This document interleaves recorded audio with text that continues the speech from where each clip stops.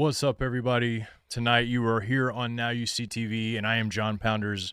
And tonight I'm going to be reading to you guys something that was sent to me and told to me, and it is alarming and disturbing. I have no way to know if the person writing it is legitimate, but when I look at it and I read what it says, I've heard it before, and I've heard it from many other people. And so I am going to read it because it is alarming and it has implications not just for me, but for you guys out there. Actually, anybody who is out there doing anything that is against the worldwide agenda of these covens. And so I'm going to read this, and then I'm going to play a clip from Russ Dizdar, one of his speeches. I think it was in 2000 and I don't know, 16, I'm going to say, at Hear the Watchman. I could be wrong on those dates, but before he passed away. And he happened to say something that is very similar to what is being written in this letter. So hold your horses. I'm going to read this to you, and I'm going to read it to you kind of step by step here. Just kind of read it. It's a 3-page long letter here. So I'm not going to tell you who it's from. In fact, they didn't tell me who they were. But so here we go. It says, "Dear John, I hope this letter finds you well, though I'm not sure my words will leave you feeling the same. I've been meaning to write you for weeks, but something's been gnawing at me. I'm compelled to share it, not to scare you, but because you've always had a knack for seeing through the fog of things, and it might save your life. It's about these Coven members, they call them, and their assignment is in every city. It's a story that makes you question the faces around you, and I warn you, this is not to be taken lightly. I shouldn't be telling you this because it could cost me greatly. A secret network, a group operating in every city, from the skyscraper canyons of Manhattan to the small towns like ours. They're old bloodline Coven members. There's nothing witchy about them in the broomstick and cauldron kind of way that is visible. He said, these people blend in. They're your pharmacist, your kid's soccer coach, the lady who smiles at you at the grocery line. But they're not there by chance. They're assigned. And their targets, well, that's where it gets dark. There's a list, an assassination list. I can tell you who makes it. I can't tell you who makes it. The names on it are anyone who is a threat to their uprising. But once you're marked, a Coven member is dispatched. They're tasked with becoming your friend, your confidant, the person you'd never suspect. They slip into your life like a shadow and feed information to whoever's holding the strings. And then he tells me a story. He says, let me paint you a picture, because this is where it starts to crawl under my skin. He says, imagine a woman named Clara, a librarian with wide-rimmed glasses and a laugh that makes you feel at home. Really sweet lady. She moves to a small city, let's say your city, and starts frequenting the same coffee shop as a guy named Tom. Tom's a pastor of a budding church. Clara bumps into him one day, spills her latte, and they get to talking. She's warm, funny, and remembers her favorite sports team. Soon, they're grabbing beers after work, texting about nothing, sharing stories over late-night pizza. Tom thinks he's made a friend, maybe even someone more. But Clara's not there by accident. She's a Coven member, and Tom's name is on that list. Every detail she learns, his work schedule, his sister's address, the fact that he sleepwalks when he's stressed, gets passed along. To who? That's the question nobody answers. They know how to mirror your quirks, laugh at the right moments, ask questions that feel innocent but aren't. And they're patient too. They might spend months, years, decades building your trust. Clara might help Tom fix his leaky sink, show up at his mom's funeral, all while filing away every detail of his life. And the whole time, Tom's none the wiser, because who suspects their best friend of being, what, a Coven member? A spy? A cog in some invisible machine? Some targets never meet their end. They're just watched, controlled, kept in check. What makes my stomach turn is how widespread this is. Listen to this. Every city, John, even in your small town, think about that. In your little town with less than 1,000 people, there could be a dozen of them sipping coffee at the diner. Well, in my small town, there is no small coffee at the diner with a dozen people that's ever sitting at it, but I get the idea. Sipping coffee at the diner, chatting up the mayor at the farmer's market, or teaching a yoga at the community center. They're organized like a secret society with a hierarchy. At the top, there's someone or something calling the shots, deciding who's a threat and who's not. Below them, local handlers assign the operatives, give them their targets, names, maybe even a dossier with photos and habits. The Coven members don't always know why they're watching someone. They're told it's for the greater good, and some have personalities they don't even know about. I haven't told anyone else, John, because I don't want to sound like I've lost it. But I know because I was in and I woke up. So do me a favor, keep your eyes open. If someone new slides into your life a little too smoothly, or has, ask yourself why. The time is coming soon to where they will act at once. P.S. Burn this letter when you're done. I don't know who might be watching. Well, there's like 1,000 of you watching right now, and he didn't give his name, so I wanted to bring it out there because in my mind, there's a chance that that's real, and I don't want to believe it's real, but I know that this kind of stuff goes on. David Carrico, I've been working with him for a long time. He's wrote about this stuff. He's witnessed to people that are in this thing, and so have I. I've talked to these people, documented that it's real, but this just hits close to home. It's a weird story that you think about, but you don't think about it being that widespread. And I assume that if they're tied in with other secret societies, it wouldn't be very hard for them to be in every city, because every secret society, at least around where I live, every town you go into, that's right there on the threshold of the town, tells you who runs the town. And so, yes, every city, even a small city with less than 1,000 people, has a secret society.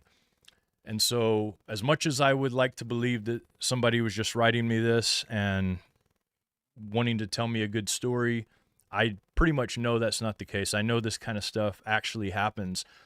But I understand this, and I'm always thinking about this, and you guys, sometimes it can make you very paranoid. In the last year or so, I feel like I've chosen to forget a lot of this stuff on purpose, because I just wanted to operate without fear. I want to operate without fear of being betrayed, without fear of being killed, without fear of all of those things. And the only way to do that is just to do it. And so that's my mission right now. There's been years, though, actually, from like 2019, 2020, all the way to really last year, or just really the beginning of this year. I've been very guarded with that, and I've always been very suspicious of people who are around me, because I've become privy to this, and actually even had some of the people expose themselves who were a part of this, what this guy's saying, worldwide coven. I assumed it was a small coven acting on their own behalf, but I think that almost sounds naive now to think about. And in light of all of the weird stuff that happened with this whole Charlie Kirk thing, it doesn't surprise me. And, I believed that there was weird stuff going on with that. There's no way there wasn't. I mean, all the numbers that are surrounding it, it looked like, in the location, everything, it looked like a hit for a reason, like a hit to prove a point, or maybe even get somebody out of the way. I don't know. I'm not going to claim to understand it. I know there's a lot of people that have very strong opinions about it, and I don't want to make you mad, because ultimately it really doesn't even matter what happened exactly. It just matters that we all saw it happen and that they're using it. So ultimately, whatever you believe about it, when it comes to how big the conspiracy is, imagine big, and I'm sure it's bigger than that in many, many ways. So one of the things that I think all of you guys should take home with this is, if you are a person who is out there sharing the light of Christ, and maybe would be considered a threat to the system, get to know the people that have gotten to know you, and be very careful about that. I'm going to play a video by Russ Dizdar. This was at Hear the Watchman Conference. I think Mike Kerr is the one that puts this conference on, and I had the pleasure of meeting Russ Dizdar before he passed at one of these conferences. I don't remember if it was at Hear the Watchman or not. I think it was a different one. But nonetheless, I had the opportunity to meet him, and this guy was in it. And a lot of people think he's, fake or whatever, but I mean, this guy was in it. He was out there in the muck, right in the middle of all of it. And he ended up paying the price for it one day, I think, is probably what happened. I mean, there's a lot of things, a lot of theories about it. But I remember when I talked to him at the conference, I remember seeing his Ford Raptor truck. It was a Ford Raptor, and it had, like, the Ford Raptors are cool because they have kind of armor underneath and everything. And he was saying that, I'm getting ready to work on another project. I might call you up and see if you're interested. And that was the last time I ever saw him. I'm sure that other people had talked to him since, and maybe he chose not to work with me on the project. I don't really know, but that was the last time I saw him. And this video, I'm not so sure it actually came from that particular conference that I was at, but I remember him speaking about this, and so I dug up. I saw somebody share one of these videos, and I looked into the video and found it. And so I'm going to play it for you guys, and I'm going to comment on it after we play it here. So we have 8-year-olds that a pastor calls me to in Kent, Ohio. Both of them, twins, both of them have been created with subpersonalities, demonization, and parts that believe in a coming Führer, a coming world leader.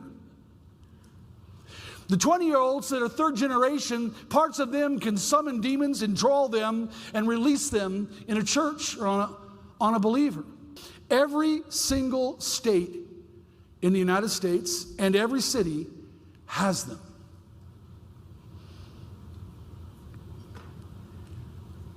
I want you to calculate this. It is to be physically and supernaturally, absolutely a secret. So these chosen ones, the covens that develop them, you can't have a chosen one without a coven that knows how to do this.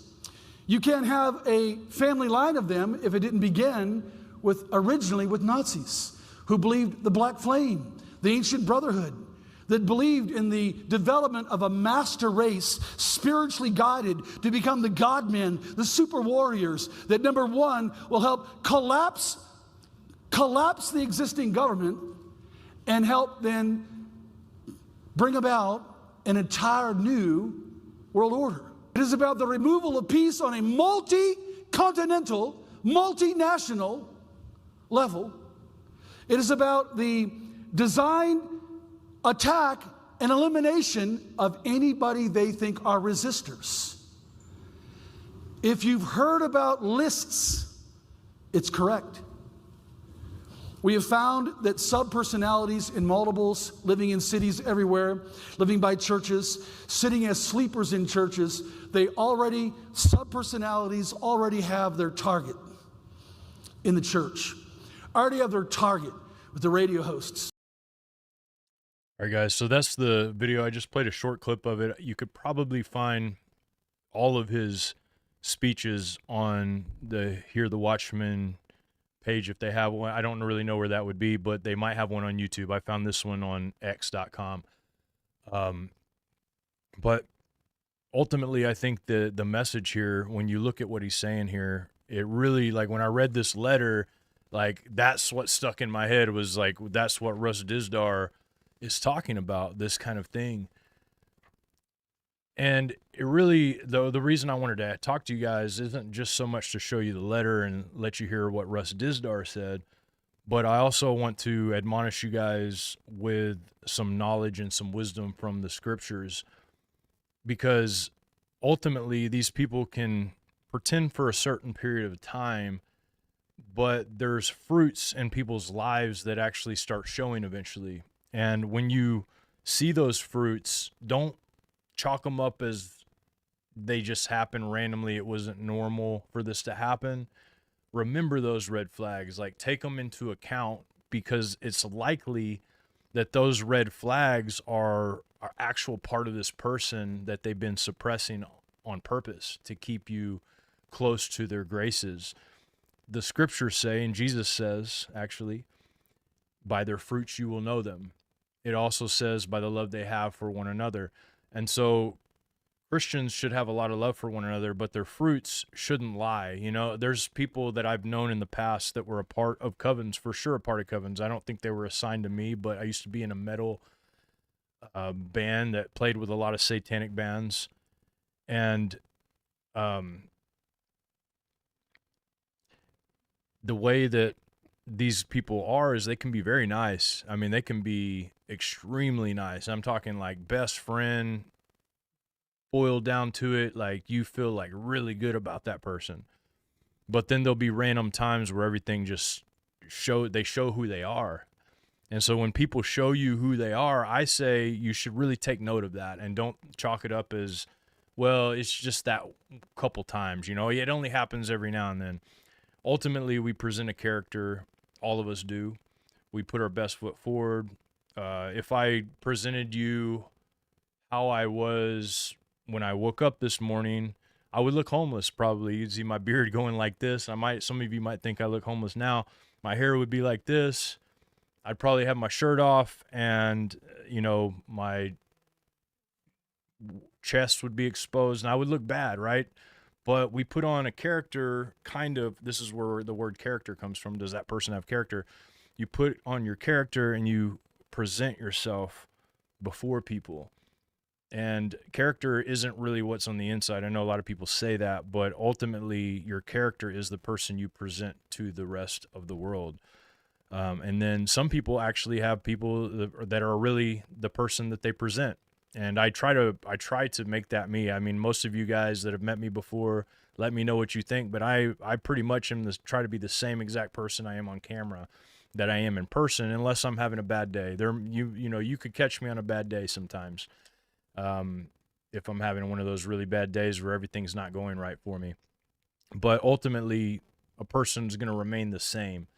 But when you start seeing inconsistencies with a person to where one day they're this way, one day they're that way, one day they believe in God, the next day they don't believe in God, one day they think it's okay to steal, one day they don't. And yes, that's a bug. Everybody is asking. I've got a light right here, a ring light, and I'm upstairs in my house, and so I leave the windows open sometimes, and so these bugs are coming in attracted to this light in front of me. It's pretty interesting too, because I can see a spider web that is formed on this light. So there you go. It's a bug. Without any more distractions, guys, I just want to say thank you so much for watching this. And if there's anything else that you guys would like to hear from me, if there's some kind of story or there's some kind of topic that you really want me to talk about, please put it in the comments. Let me know in the chat. And I love you guys, and I'm so thankful. Subscribe if you like this. Hit the like button. Share this out, because honestly, people probably need to hear this, because most people are naive, have no clue that this is even a possibility. But it is a possibility. In fact, it's a reality, and we need to know it. And I do think it ties into whatever's coming next. And I think that we're right there, right on the precipice of this being released. I really think it's very possible. So pray for me as I pray for you. And no matter what, when the dust settles, the people that are left there will be left there. And I hope to see you guys there, and talk to you guys soon. Thank you.